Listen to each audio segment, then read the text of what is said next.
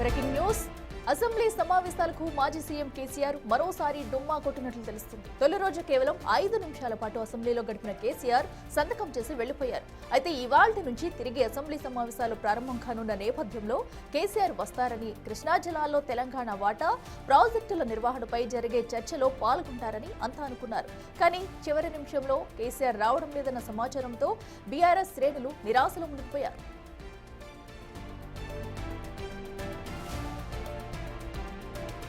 కృష్ణా జిల్లాలో తెలంగాణ వాటా ప్రాజెక్టుల నిర్వహణపై అసెంబ్లీలోనే తేల్చుకుందామని, సమగ్ర చర్చకు తాము సిద్ధమని గతంలో కేసీఆర్ స్వయంగా ప్రకటించారు.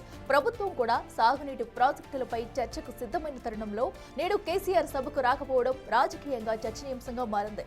ప్రతిపక్ష నేత సభకు వచ్చి తమ ప్రశ్నలకు సమాధానం చెప్పాలని అధికార కాంగ్రెస్ పక్షం డిమాండ్ చేస్తోంది.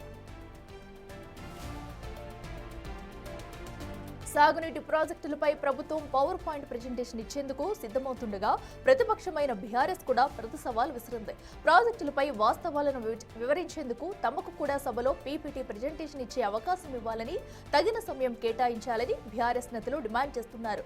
ప్రభుత్వం ఏకపక్షంగా గణాంకాలను చూపిస్తుందని, తాము కూడా ప్రజలకు వాస్తవాలను వివరించాలని భావిస్తున్నట్లు వారు పేర్కొంటున్నారు.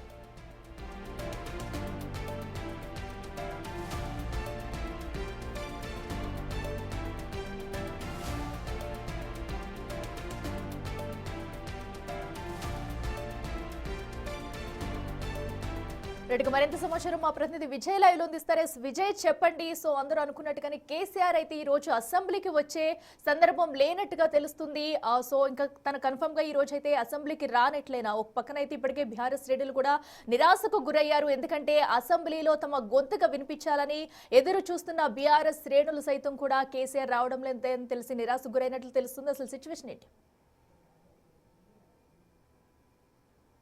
అయితే ఈ శీతాకాల సమావేశాలు తిరిగి పునఃప్రారంభమయ్యాయి. ఈరోజు 10 గంటలకు కూడా ఇటు అసెంబ్లీ సెషన్స్ అయితే ప్రారంభం కానున్నాయి. ముందు ప్రశ్నోత్తరాల తర్వాత పలు కీలక బిల్లులను, సుమారు 5 బిల్లులను కూడా పూర్తిగా ప్రభుత్వం అయితే ప్రవేశపెట్టనుంది.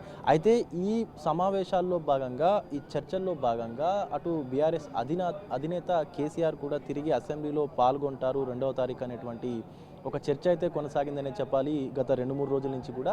అయితే అసెంబ్లీ అంటే మొదటి రోజు 29వ రోజు నిర్వహించినటువంటి అసెంబ్లీ సమావేశాలు 0 అవర్స్ ఏవైతే ఉన్నాయో అందులో కేవలం 5 నిమిషాలు మాత్రమే అసెంబ్లీ సమావేశాల్లో పాల్గొన్నటువంటి మాజీ ముఖ్యమంత్రి కేసీఆర్ కేవలం తన ప్రజెన్స్ని కనబరిచి అటు అసెంబ్లీలో కాసేపు కూర్చొని వెళ్ళిపోయినటువంటి సిచ్యువేషన్స్ కూడా చూసాం. అయితే గతంలో మొన్న మధ్యనే కేసీఆర్ బయటికి వచ్చిన తర్వాత ఏదైతే ఆయన పార్టీ కేంద్ర కార్యాలయంలో నిర్వహించినటువంటి ప్రెస్ మీట్ ఉందో ఆ ప్రెస్ మీట్లో మాట్లాడుతూ నీటి ఉద్యమానికి తెరలేపాలి, ఖచ్చితంగా తెలంగాణ రాష్ట్రానికి సంబంధించినటువంటి నీటి వాటాలపైన కూడా చట్టసభల్లోనే ఖచ్చితంగా మేము చర్చిస్తామంటూ కూడా మాట్లాడాడు. అయితే దీన్ని బట్టి చూస్తే ఖచ్చితంగా 2వ తారీఖు ఇటు అసెంబ్లీ చర్చల్లో కూడా కేసీఆర్ పాల్గొంటారంటూ అటు పార్టీ శ్రేణుల్లోనూ అలాగే తెలంగాణ ప్రజానీకంలోనూ కొంత ఆసక్తి అయితే నెలకొంది. కానీ ఇప్పుడున్నటువంటి వాతావరణం చూస్తే కనుక ఖచ్చితంగా కేసీఆర్ ఇటు అసెంబ్లీ సెషన్స్కి అయితే హాజరవ్వడం కష్టమేనని అయితే తెలుస్తోంది. ఎందుకంటే ఇటు అప్పటికే 2 రోజుల క్రితమే కేసీఆర్ తిరిగి అటు ఎర్రవల్లి ఫామ్ హౌస్కి కూడా వెళ్ళిపోయారు. కొద్ది రోజులు అంటే 2 రోజులు నందినగర్లో అవైలబిలిటీ ఉన్నప్పుడు అటు పార్టీ శ్రేణులు కావచ్చు లేదా ఇతర సామాన్య ప్రజానీకాన్ని కూడా కలిసేటువంటి ప్రయత్నం చేశారు. పెద్ద ఎత్తున వాళ్ళతో కొంత మాటాముచ్చట కార్యక్రమాన్ని కూడా చేశారు. అయితే ఖచ్చితంగా తిరిగి యాక్టివ్ అయినటువంటి కేసీఆర్ అసెంబ్లీకి వస్తారు అనేటువంటి అనుకున్నటువంటి పార్టీ శ్రేణులు కావచ్చు లేకపోతే ప్రజలకు కావచ్చు కొంత నిరాశ ఎదురైందనే చెప్పాలి. Akhila. Right Vijay, thank you. So ఏదైతే అటు అసెంబ్లీ సమావేశాలకు కేసీఆర్ వస్తున్నారు వరకునంతా షాక్ అనే చెప్పాలి. ఎందుకంటే ఈ రోజు కూడా అసెంబ్లీకి రాలేనటువంటి సిచ్యువేషన్ అయితే నెలకొంది. దీంతో బీఆర్ఎస్ శ్రేణులంతా నిరాశకు గురయ్యారు. ఎందుకంటే ఇప్పటికే అసెంబ్లీలో మాట్లాడేందుకు మాకు సమయం కావాలి, పవర్ పాయింట్ ప్రెజెంటేషన్ ఇచ్చేందుకు కూడా సమయం కావాలని కోరుతుండగా అధినేత కేసీఆర్ మాత్రం అసెంబ్లీకి వచ్చేందుకు అయితే సుముఖత చూపించడం లేదు.